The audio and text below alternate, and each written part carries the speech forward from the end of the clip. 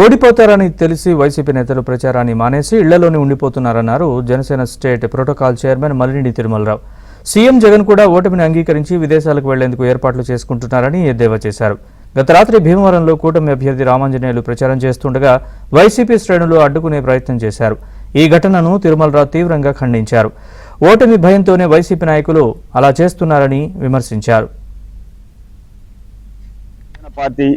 Telugu Desam party BJP కూటమి అధికారంలోకి రాబోతుంది.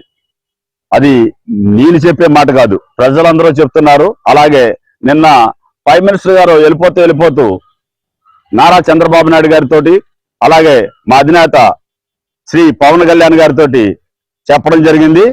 కూటమి ఇక్కడ అధికారంలోకి వస్తుంది. ఈ అధికారంలో మనం రాబోయే రోజుల్లో జనసేన పార్టీ 21 సీట్లకి 21 సీట్లు గెలుతున్నది. 2 ఎంపీలు కూడా గెలుతుంది. మొత్తం ప్రపంచం వస్తుంది. ఈ ప్రపంచంలో వైఎస్ఆర్సీపీ కొట్టుకుపోవడం గ్యారంటీ. ఆల్రెడీ కొంతమంది తలుపులేసి ఇళ్లలో గెలిపారు, కొంతమంది ఏమో ఇంక ఎలక్షన్లు కూడా వీలేసుకున్నారు. త్వరలో జగన్ రెడ్డి గారు కూడా లండన్ వెళ్తాకి కోర్టుకి అప్పీల్ చేసుకున్నారు. ఏంటంటే ఆయన బయటకు వెళ్ళాలంటే కోర్టులు అనుమతిస్తేనే వెళ్ళాలి. అప్పీల్ చేసుకున్నారు. అంటే ఇక్కడ ఓడిపోవడం ఖాయం, ఓడిపోతుంది. ఆంధ్రప్రదేశ్ లో కూటమి గవర్నమెంట్ రాబోతుంది.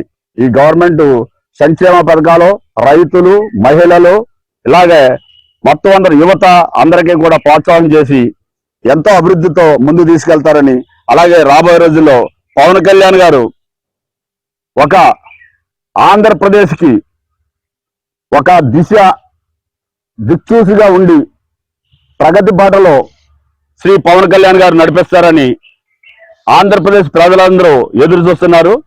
కూటమే జయం, అలాగే విజయం. Janasena party, TDP